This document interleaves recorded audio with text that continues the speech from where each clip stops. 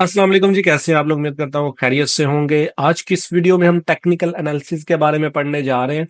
So basically technical analysis का नाम आप जब भी सुनते होंगे तो यकीनन आपके जहन में एक ही चीज आती होगी और वो होगा charts. So basically technical analysis charts पे रहते हुए जो हमारा चार्ट्स होता है, आप जब अपने मेटा ट्रेडर 4 या 5 पे या किसी भी प्लेटफॉर्म पे अगर आप ट्रेड वगैरह करते हैं तो जो टेक्निकल एनालिसिस होते हैं हम वो चार्ट्स पे अपने एनालिसिस करते हैं।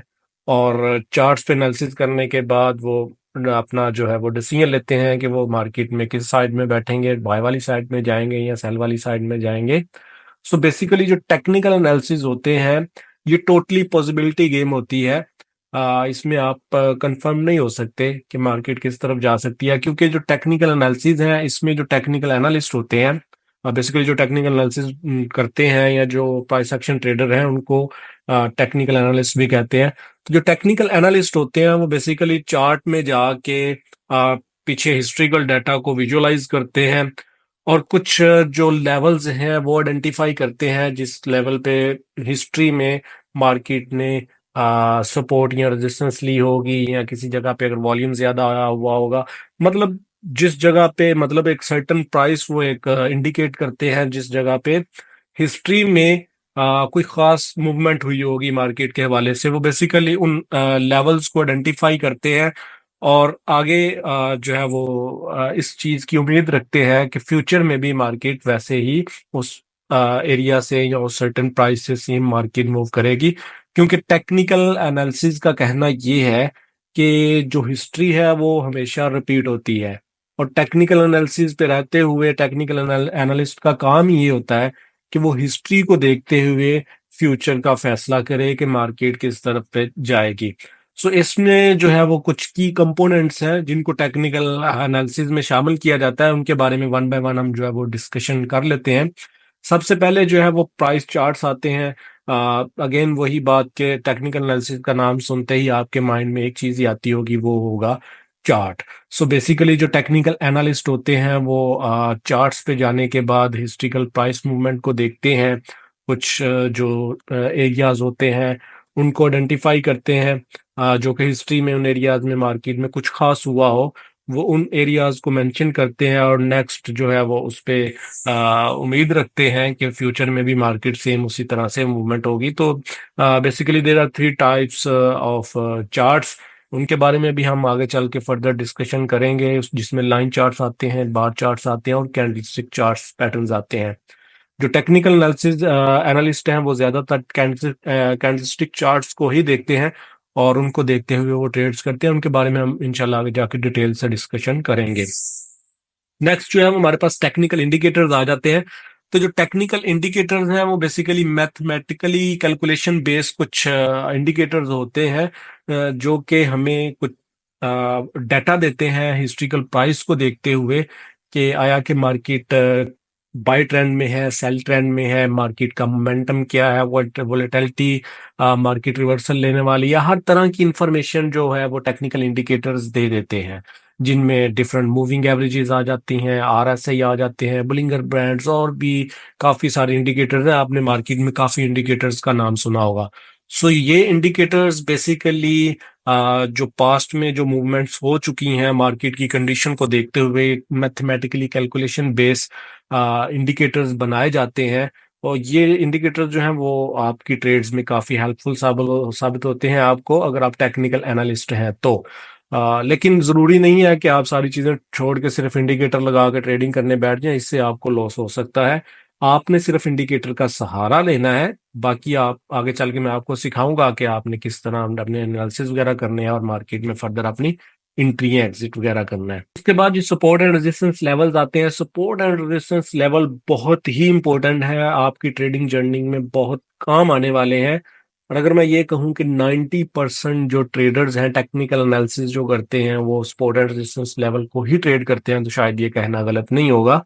सो बेसिकली जो सपोर्ट एंड रेजिस्टेंस लेवल्स होते हैं, सपोर्ट के बारे में मैं आपको थोड़ा सा बताता चलूं कि सपोर्ट लेवल वो लेवल होता है जिस लेवल पे मार्केट नीचे ना जा पा रही हो, उस जगह पे उस प्राइस ने मार्केट को सपोर्ट किया हो और मार्केट फर्दर अपसाइड पे मूव की गई हो। और रेजिस्टेंस लेवल वो लेवल होता है जिस लेवल पे जिस प्राइस ने मार्केट को फर्दर अपसाइड जाने से रोका हो और मार्केट को अगेन एंड अगेन नीचे वाली साइड पे मूव करवाया हो। सो बेसिकली जो टेक्निकल एनालिस्ट होते हैं वो सपोर्ट एंड रेजिस्टेंस लेवल्स को आइडेंटिफाई करते हैं प्रीवियस मूवमेंट्स को देखते हुए, और उनका मानना यही होता है कि अगेन इन्हीं लेवल्स पे मार्केट अगेन सपोर्ट या रेजिस्टेंस लेवल पे वर्क कर सकती है। So basically support and resistance बहुत ही इंपॉर्टेंट है, इस पे आपने खास खास जो है वो तवज्जो देनी है। इनके बारे में इंशाल्लाह डिटेल से आप लोगों को सिखाया जाएगा। सपोर्ट एंड रेजिस्टेंस लेवल्स लगाने सिखाए जाएंगे, उन पे ट्रेड कैसे करनी है, एंट्री एग्जिट के बारे में इंशाल्लाह हर चीज आपको वन बाय वन सिखाई जाएगी, वन बाय वन करके। आगे जो है वो ट्रेंड एनालिसिस आते हैं। सो बेसिकली टेक्निकल एनालिसिस जो लोग करते हैं, जो टेक्निकल एनालिसिस पे ट्रेड करते हैं, उनकी फर्स्ट प्रायोरिटी होती है ट्रेंड को एनालाइज करना।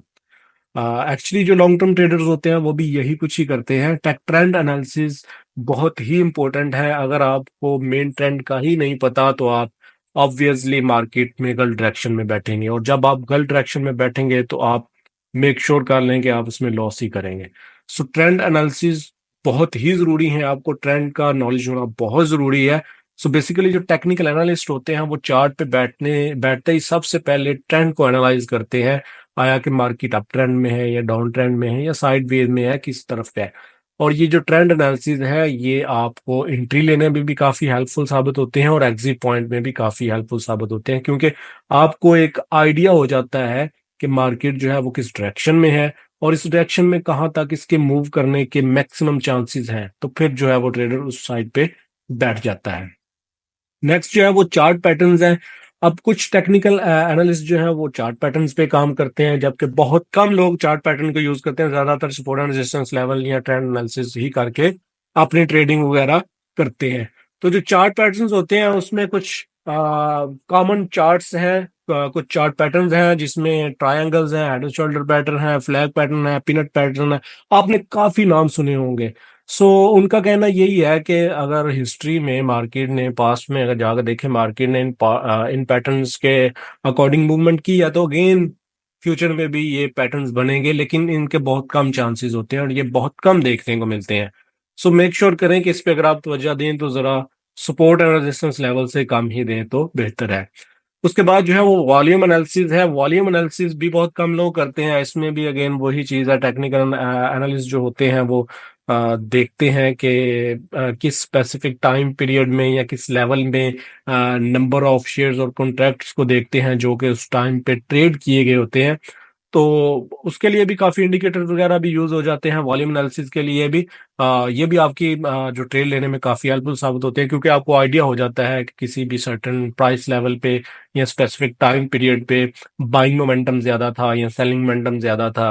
अगेन उस जगह पे अगेन उसी तरह का मोमेंटम देखने को मिल सकता है, तो ये लोग उस जगह पे भी अपनी ट्रेड एग्जीक्यूट करते हैं और अच्छा प्रॉफिट भी जनरेट कर सकते हैं। सो ये ओवरऑल कुछ की पॉइंट्स हैं टेक्निकल एनालिसिस के हवाले से, जिसमें प्राइस चार्ट्स को डिस्कस किया हमने, टेक्निकल इंडिकेटर्स को डिस्कस किया, सपोर्ट एंड रेजिस्टेंस लेवल को डिस्कस किया, ट्रेंड एनालिसिस को डिस्कस किया, चार्ट पैटर्न्स, वॉल्यूम एनालिसिस।